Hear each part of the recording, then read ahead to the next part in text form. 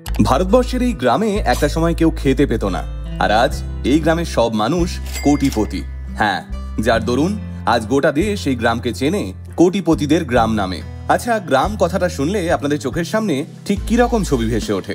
ছায়া সুনিবিড়, শান্তির নীড়, সহজ সরল মানুষের জীবন, তাই তো? কিন্তু জানেন কি, আমাদের ভারতবর্ষে হিবড়ে বাজার গ্রামে শুধুমাত্র বাস করে কোটিপতিরা। এই গ্রামে ঢুকে যেদিকে তাকাবেন সেদিকেই কোটিপতিদের বাড়ি। অবশ্য বাড়ি বললেও ভুল বলা হবে। বিলাসবহুল প্রাসাদ, প্রাসাদের সামনে সব বিলাসবহুল গাড়ি, যেখানে থাকেন সমস্ত উচ্চবিত্ত মানুষেরা। মহারাষ্ট্রের আহমেদনগরে রয়েছে এই হিবড়ে বাজার গ্রাম, যে গ্রাম গোটা ভারতবর্ষে কোটিপতিদের গ্রাম নামে খ্যাত। যদিও এই গ্রামের আশেপাশের গ্রামগুলো এতটা প্রভাবশালী নয়, বরং সেখানে বহু দরিদ্র মানুষের বাস। তাহলে কেন এই একটা গ্রামকে কোটিপতিদের গ্রাম বলা হয়? আসুন আজকের ভিডিওতে শুনে নিই হিবড়ে বাজার গ্রামের কোটিপতি হওয়ার রহস্য।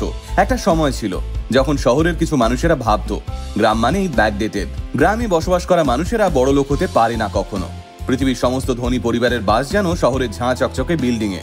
লক্ষ্য করে দেখবেন, আজও তাই বেশিরভাগ সিরিয়ালে কোনো গ্রামের চরিত্রকে হতদরিদ্র হিসেবেই পর্দার সামনে প্লে করা হয়। তাই আজও যারা ভাবেন গ্রাম মানেই দরিদ্র ব্যাকডেটেড মানুষের পীঠস্থান, তাদের মুখে রীতিমতো ঝামা ঘষে দিয়েছে ভারতবর্ষের এই কোটিপতি গ্রাম। এই হিবড়ে বাজার গ্রামে বর্তমানে মেরে কেটে 300 মানুষের বাস, যার মধ্যে 1-2 পরিবার ছাড়া বাকি সবকটা পরিবারই প্রকৃতপক্ষে উচ্চবিত্ত এবং কোটিপতি। অথচ একটা সময় ছিল যখন এই গ্রামের অর্ধেকের বেশি মানুষ খেতে পেতেন না। কিন্তু আজ এই গ্রামের বেশিরভাগ মানুষের বার্ষিক আয় 10 লক্ষ টাকারও বেশি, আর তারা প্রত্যেকেই কৃষক। শোনা যায় 80 বা 90-এর দশকে নাকি এই হিবড়ে বাজার গ্রামের অবস্থা আজকের মতো ছিল না। সেই সময় নাকি এই গ্রামের মানুষের অবস্থা এতটাই দরিদ্রতার মধ্যে কেটেছে যে এই গ্রামের অর্ধেকের বেশি মানুষ রীতিমতো গ্রাম ছেড়ে পালিয়ে গেছে। আর পালাবে নাই বা কেন বলুন? সেই সময় গ্রামে চাষবাস হতো না, কাজের অভাবে গ্রামের মানুষের পেট ভরা খাবার ছিল না, পরিষ্কার পানীয় জল ছিল না। সে এক ভয়ঙ্কর পরিস্থিতি, যে পরিস্থিতিতে কোনো মানুষ সুস্থ সবলভাবে বেঁচে থাকতে পারে না। তাই অধিকাংশ মানুষই সেই সময় গ্রাম থেকে কাজের খোঁজে শহরে চলে এসেছিল। আর সেদিন যারা রয়ে গেছিল এই গ্রামে, তাদের পরিবর্তনের আলো দেখিয়েছিলেন একটা মানুষ।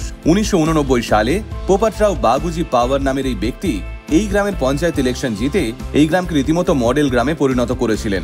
সর্বপ্রথম তিনি গ্রামের স্কুলগুলোকে উন্নত করেন, যাতে গ্রামের ছোট ছোট বাচ্চাদের পড়াশোনার জন্য অন্য কোনো গ্রামে যেতে না হয়।